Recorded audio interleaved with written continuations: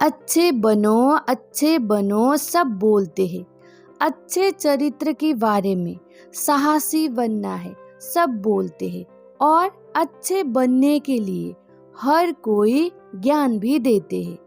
एक बच्चा जन्म लेकर बूढ़े होने तक यह बात सुनता है।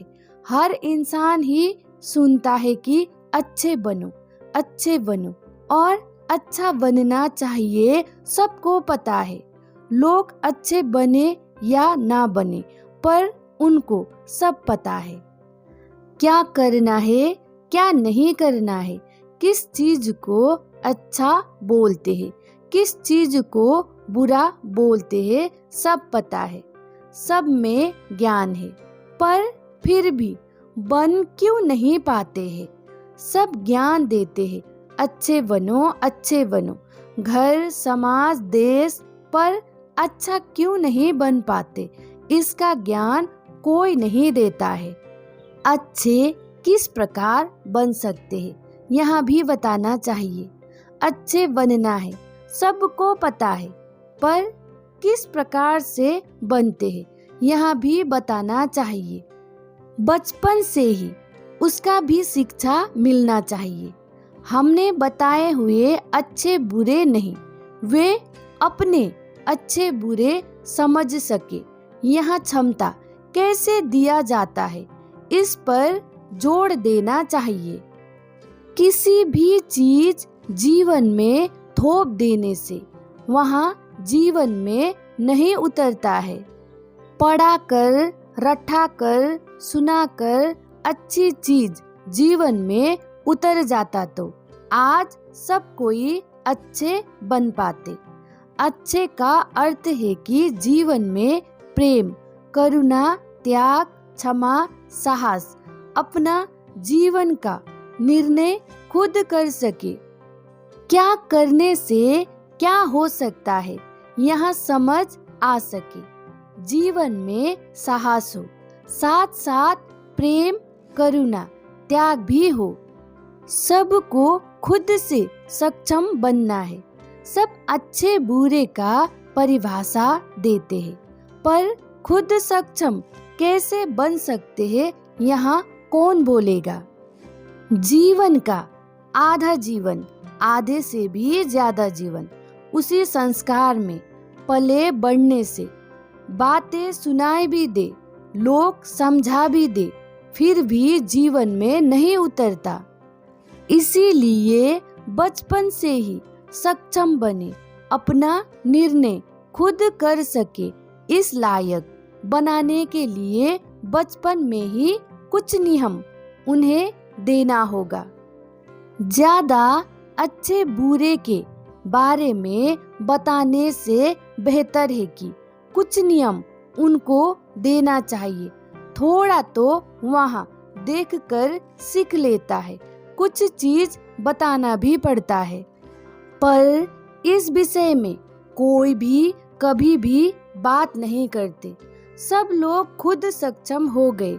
अच्छे बुरे का समझ खुद में आ गया तो यहाँ सारा धंधा कैसे चलेगा।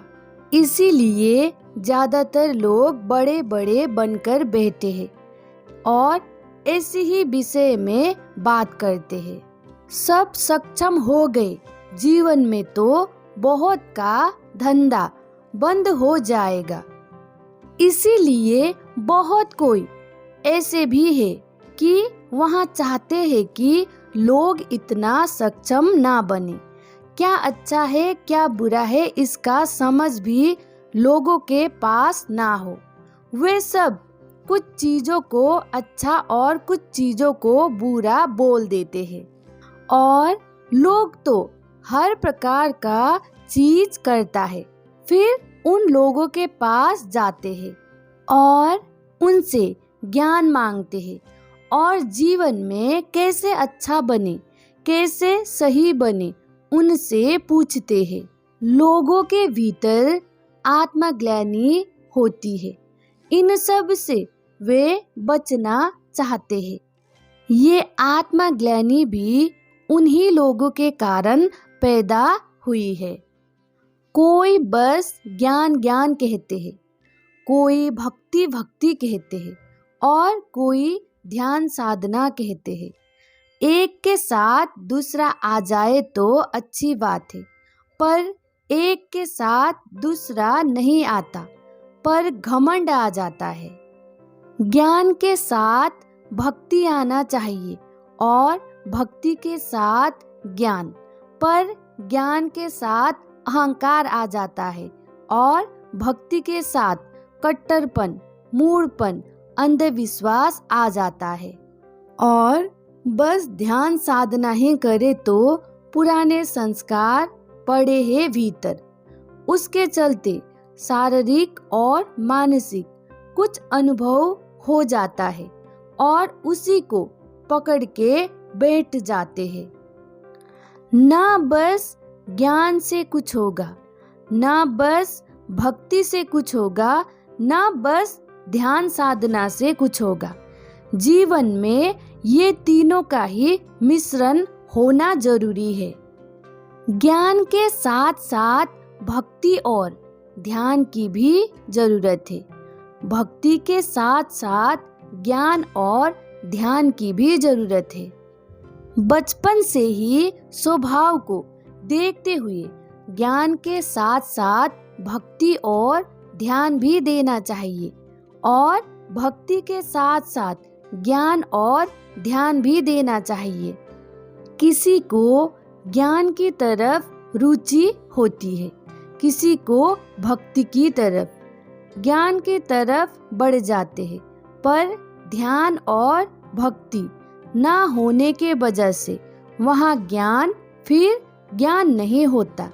और जो भक्ति की तरफ बढ़ते हैं पर उनमें भी ध्यान और ज्ञान ना होने के वजह से वहाँ भी जीवन को सुखद शांतिपूर्ण नहीं बना पाते हैं, क्योंकि ज्ञान भी बाहर से ही आता है और भक्ति भी बाहर से ही सीखा है। यहाँ भक्ति का भी नियम है, ज्ञान का भी नियम है। इसके चलते जीवन में सही मार्गदर्शन नहीं मिलेगा। ज्ञान इस प्रकार का होना चाहिए कि कोई जबरदस्ती नहीं, स्वयं विचार करने पर मजबूर हो जाए। और भक्त इस प्रकार का होना चाहिए कि वहाँ कट्टरपन नहीं, तेरा मेरा नहीं, सम्मान सबका करे, सब एक ही ईश्वर का पसारा जाने। ज्ञान में भक्ति और भक्ति में ज्ञान ध्यान से ही आएगा। कुछ योग क्रियाएं, मन पर ध्यान और कुछ समय शांत भाव से बैठने का भी अभ्यास करना पड़ेगा। बस ध्यान साधना से भी कुछ नहीं होगा। योग, ध्यान, भक्ति और ज्ञान, यहाँ तीनों का मिश्रण से एक सक्षम चरित्रवान इंसान तैयार होता है, जिनमें साहस भी होगा, ज्ञान भी होगा, प्रेम करुणा भी होगा और धैर्य भी होगा। ये तीनों का मिश्रण से एक सच्चा मानव का जन्म होगा। कोई जाति नहीं, कोई संप्रदाय नहीं, कोई धर्म नहीं, बस मानव होने का धर्म होगा।